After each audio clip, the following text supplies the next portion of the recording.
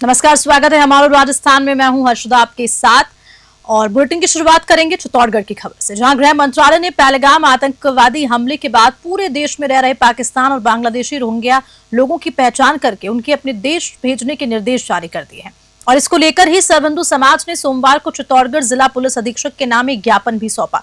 हिंदू समाज संगठन से जुड़े किशन पिछौलिया ने बताया कि 2 दिन पहले चित्तौड़गढ़ में रह रहे बांग्लादेशियों ने टेंट व्यवसायी के साथ मारपीट की और बीच बचाव करने वाले लोगों पर पथराव किया। इसी से आक्रोशित होकर सर्व हिंदू समाज के लोगों ने पुलिस प्रशासन को ज्ञापन दिया। चित्तौड़गढ़ से गोपाल चतुर्वेदी की रिपोर्ट। ये जो आज हम लोग ज्ञापन देना आए हैं, ये सर्व समाज मिलकर ज्ञापन देना आए हैं। अभी हाल ही में हमने बांग्लादेश के विषय में ज्ञापन दिया था विश्व हिंदू परिषद के बैनर के तले, और बात यही थी कि जो बांग्लादेशी है ये पूरे देश के प्रत्येक जिले में और खंड और मंडलों तक वो तो चिन्हित करेंगे। यहाँ के पुलिस प्रशासन हमारी यही मांग है कि जो भी गैर बांग्लादेशी हैं और पाकिस्तानी है और जो भी रोहिंग्या है जो अवैध रूप से अपने चित्तौड़ में निवास करें, उनको पहचान करें, जल्दी से जल्दी इनको निर्वासित करें। अपने माननीय गृह मंत्री जी का भी आदेश है कि 48 घंटे। खेड़ली से खबर है, जो थाना क्षेत्र के मक्खन का नंगला निवासी कल्याण सहाय शर्मा ने मालगाड़ी के आगे कूदकर आत्महत्या कर ली। सूचना मिलने पर आरपीएफ पुलिस मौके पर पहुंची और शव को कब्जे में लिया। परिजनों को सूचना दी गई और शव को सिविल इलाका होने के कारण खेड़ली पुलिस को सौंप दिया गया। पुलिस मामले की जांच कर रही है और प्रत्यक्षदर्शियों के मुताबिक ये आत्महत्या का मामला प्रतीत हो रहा है। खेड़ली से अखिलेश शर्मा की रिपोर्ट। जयपुर पुलिस की क्राइम ब्रांच ने आईपीएल टिकटों की कालाबाजारी करने वाले गिरोह के खिलाफ 2 अलग अलग कार्रवाई की है।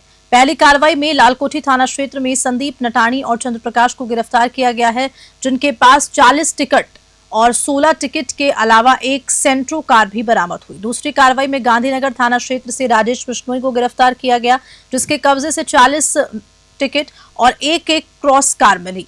आपको बता दें, पुलिस उपायुक्त कुंदन कावरिया के निर्देशन में की गई इस कार्रवाई में अतिरिक्त पुलिस उपायुक्त रिचपाल सिंह और कांस्टेबल प्रदीप सोनी की अहम भूमिका रही। जयपुर से ब्यूरो रिपोर्ट।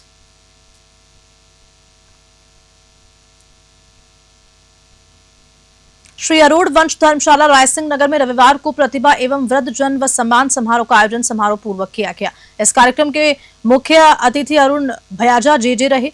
वहीं वशिष्ठ अतिथि के रूप में पुलिस उप अधीक्षक विष्णु खत्री, सहायक उप निरीक्षक प्रमोद कुमार बधवा, मुख्य ब्लॉक शिक्षा अधिकारी अनिता गुम्बर और all India Arora Khatri Punjabi community के प्रदेश अध्यक्ष सूर्यवंशी रजनेश बहुत मौजूद रहे। इस कार्यक्रम में वृद्धजनों के साथ साथ और विभिन्न क्षेत्रों में समाज का नाम रोशन करने वाली आरूढ़ वंश समाज की प्रतिभाओं की स्मृति चिन्ह प्रदान कर उन्हें सम्मानित किया। रायसिंह नगर से राजू शर्मा की रिपोर्ट।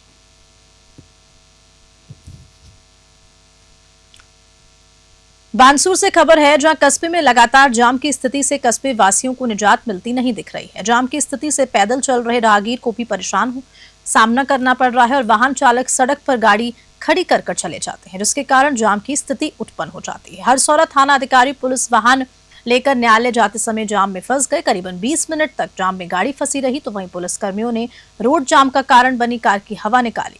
जाम लगने से दोनों ओर लंबी वाहनों की लाइनें लग गई। बड़ी मुश्किल से जाम को खुलवाया गया। कई बार मरीजों की एम्बुलेंस भी जाम में फंसी देखी गई, लेकिन बानसूर प्रशासन गहरी नींद में सोया हुआ है। बानसूर से सतीश शर्मा की रिपोर्ट। दौसा जिले के मंडावर उपखंड के गांव नांगल सुमेर सिंह में महुआ विधायक राजेंद्र मीणा ने सरकारी विद्यालय में विधायक कोष से निर्मित कक्ष बरामदा एवं सड़क निर्माण सहित 78 लाख रुपए के विकास कार्यों का लोकार्पण करते हुए 35 लाख रुपए की लागत से और विकास कार्य करवाने की घोषणा की। इस दौरान स्थानीय ग्रामीणों ने विधायक राजेंद्र मीणा का पुष्प वर्षा कर विशाल कलश यात्रा के साथ घोड़ी पर बिठाकर स्वागत किया। शिक्षक भगवान सहाय मीणा ने बताया कि इस विद्यालय भवन से क्षेत्र के सभी छात्रों को गुणवत्तापूर्ण शिक्षा प्राप्त करने में सहायता मिलेगी। मेहंदीपुर बालाजी से गोपाल नांद्रे की रिपोर्ट।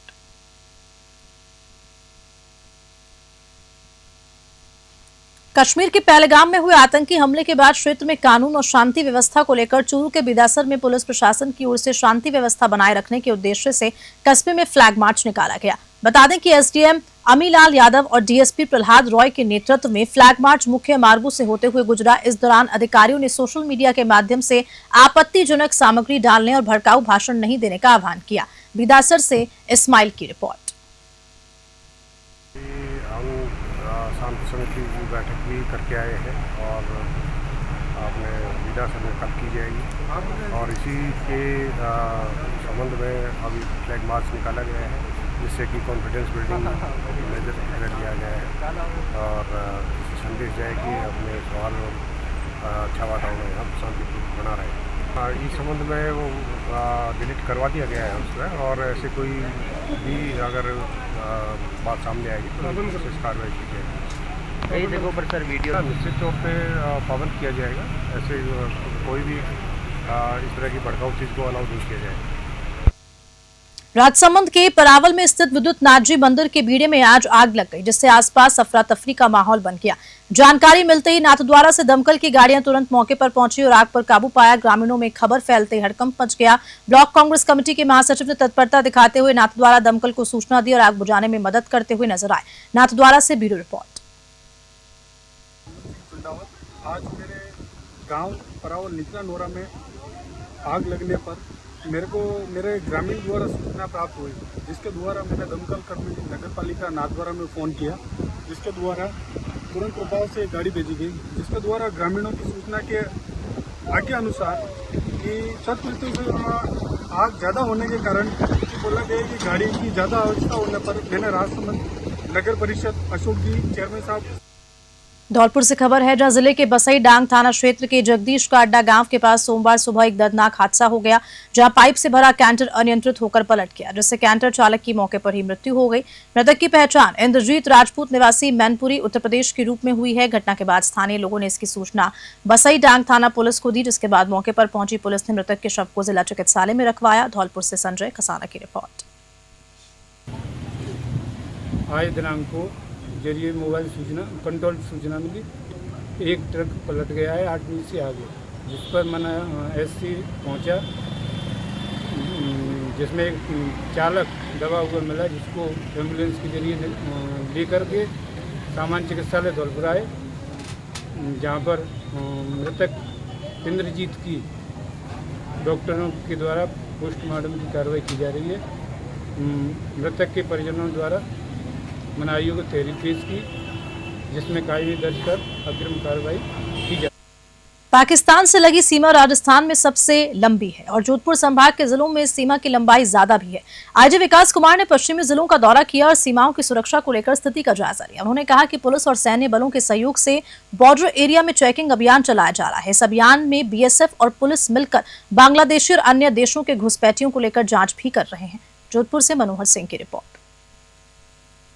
जो शॉर्ट टर्म वीज़ा पे आए हैं पाकिस्तान से, उनको अटारी सीमा के माध्यम से वापस भेजा जाना था, वो करीब करीब लगभग पूरा हो चुका है। जितने चिन्हित लोग थे उनको भेजा जा चुका है। लॉन्ग टर्म वीज़ा पर जो लोग हैं, चाहे वो लॉन्ग टर्म वीज़ा के लिए कुछ कानूनी अड़चन भी आ रही हो या कोई प्रक्रिया गत भी हो, तो उस पर अभी कोई तात्कालिक कार्रवाई नहीं की जा रही है। जिस प्रक्रिया से दिनचर्या के आधार पर जो कार्रवाई होती है नियमित आधार पर, वह चल रही है। जो शॉर्ट टर्म वीजा पर थे उनको वापस ले जाएगा। धौलपुर शहर के गांधी पार्क के पास जिला प्रशासन द्वारा अतिक्रमण के खिलाफ कार्रवाई की गई। फुटपाथ पर दुकान चलाने वाले छोटे व्यापारियों को भारी परेशानियों का सामना करना पड़ रहा है। बता दें कि इस बीच गांधी पार्क के सामने फुटपाथ पर ठेला लगाकर अपना जीवन यापन करने वालों को नगर परिषद ने दुकान खाली करने का नोटिस थमा दिया, जो कि पिछले कई सालों से इसी स्थान पर अपना छोटा सा व्यवसाय चला रहे हैं। दुकानदारों का यह आरोप है कि उन्हें बिना किसी पूर्व सूचना के उनकी दुकानें हटाने के लिए मजबूर किया गया, जिससे उनकी रोजी रोटी पर संकट आ गया। इस कार्रवाई के विरोध में आज इन पीड़ित दुकानदारों ने जिला कलेक्टर को एक ज्ञापन दिया, जिसमें उन्होंने न्याय और वैकल्पिक व्यवस्था की मांग उठाई। धौलपुर से संजय कसाना की रिपोर्ट। हम कलेक्टर साहब से निवेदन करते हैं कि हमारी दुकान इतने सालों पुरानी थी ढकेल, और तो उनने वैसे बाकी की तोड़ा फोड़ी कर दी है। अब आप ये बताइए कि हम ये बिल वाले कहाँ जाएं, और आके नगर पालिका परेशान करती है कि अपने बच्चों का कैसे पालन करें। किरायों का मकान है, कहाँ से बच्चों की पढ़ाई लिखाई करें, कहाँ से क्या करें क्या नहीं करें, बहुत ज़्यादा परेशान कर रखा है।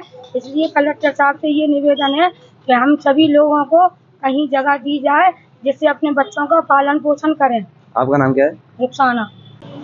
मैं मोहम्मद यामीन खान, 20-25 साल से यहाँ हम चूड़ी की दुकान लगा रहे हैं। हम सभी दुकानदार भाई, अब नगर परिषद द्वारा हमारे ठेले को हटा दिया गया है। अब हमें वहाँ ठेले भी नहीं लगाने दिए जा रहे हैं। नगर पालिका का आदमी रोज आकर हमें धमकी दे रहा है कि यहाँ से ठेले हटा लो, अब हम अपना जीवन यापन किस तरीके से करें। हम कलेक्टर साहब से निवेदन करना चाहते हैं कि हमें अपने जीवन यापन करने के लिए हमें कुछ ठेले लगाने के लिए जगह दी जाए, जिससे हम अपना जीवन यापन कर सकें। हमने अपने कर्ज माम से लेकर माल भर रखा है, वो माल हमारा खराब हो रहा है, इसलिए श्रीमान जी से निवेदन है कि वो हमारी मदद करने की कृपा करें। पंचायत समिति रायसिंह नगर के सभागार में उपखंड अधिकारी सुभाष चंद्र चौधरी की अध्यक्षता में कानून व्यवस्था को लेकर आवश्यक बैठक का आयोजन किया गया। इस बैठक में उपखंड अधिकारी ने समस्त कर्मचारियों को मुख्यालय पर उपस्थित रहने के निर्देश दिए और अतिरिक्त पुलिस अधीक्षक भंवर लाल ने बैठक में कहा कि ग्राम पंचायत मुख्यालय के प्रयास से मुख्य मार्गों पर सीसीटीवी कैमरे लगाए जाएं, वहीं सोशल मीडिया पर गतिविधि की पैनी नजर रखी गई है। सुरक्षा संबंधी जानकारी किसी भी व्यक्ति से फोन पर शेयर नहीं करें। रायसिंह नगर से राजू शर्मा की रिपोर्ट। बारां जिले के भंवरगढ़ ग्राम पंचायत को पंचायत समिति बनाने की मांग को लेकर ग्रामीणों ने आज जिला कलेक्ट्रेट पर प्रदर्शन किया। इस दौरान प्रदर्शन करने आए महिलाओं और पुरुषों ने जमकर नारेबाजी की, जिसके बाद ग्रामीणों ने जिला कलेक्टर को मुख्यमंत्री के नाम ज्ञापन दिया। ग्रामीणों का कहना है कि कोटा रियासत के समय से कोटा और मध्य प्रदेश के बीच में भंवरगढ़ बड़ा कस्बा था, जहां 12 जिला बनने से पूर्व तहसील कार्यालय, राजकीय विद्यालय, अस्पताल सहित कई सुविधाएं उपस्थित थी। बारां से हरीश शर्मा की रिपोर्ट।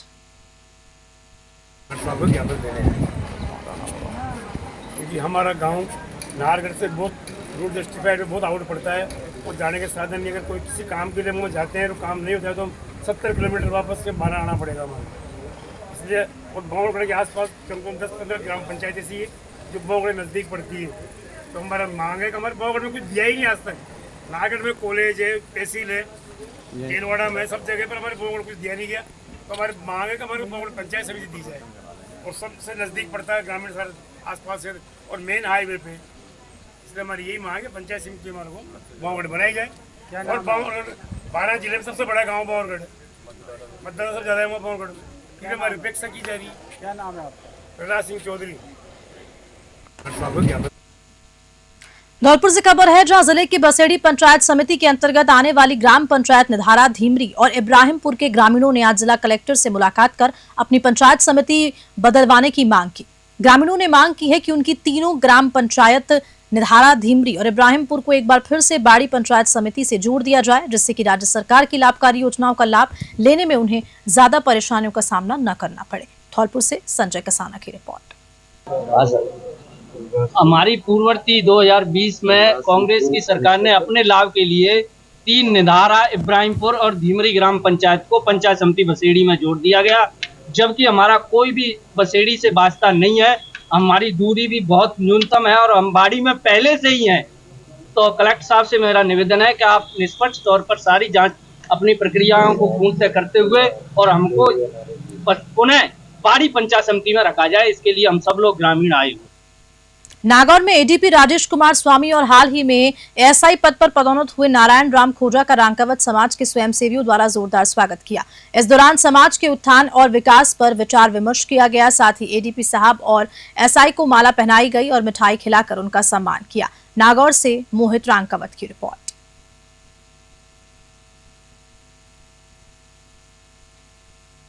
सिकंदरा में यथार्थ गीता परिवार की ओर से यथार्थ गीता अखंड पाठ की शुरुआत से पहले एक भव्य कलश और शोभा यात्रा का आयोजन हुआ। ये यात्रा बांदीकुई रोड स्थित बागवालों की ढाणी से निकाली गई, जिसे बलिया बाबा ने हरी झंडी दिखाकर रवाना किया। शोभा यात्रा में बड़ी संख्या में धर्म प्रेमी उपस्थित रहे और कार्यक्रम को भव्य रूप से मनाया गया। कार्यक्रम में महुआ के पाली यथार्थ गीता आश्रम से यज्ञ बाबा भी पहुंचे, जिनका स्वागत सम्मान किया। सकराय से अनूप पाटोदिया की रिपोर्ट।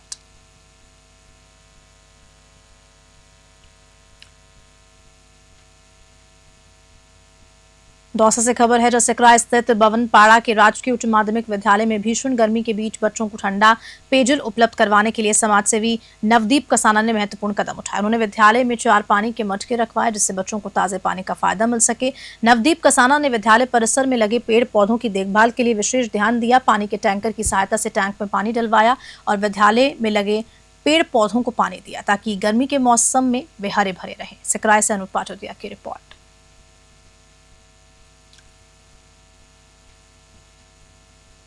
खबर के साथ बुलेटिन में इतना है। नमस्कार।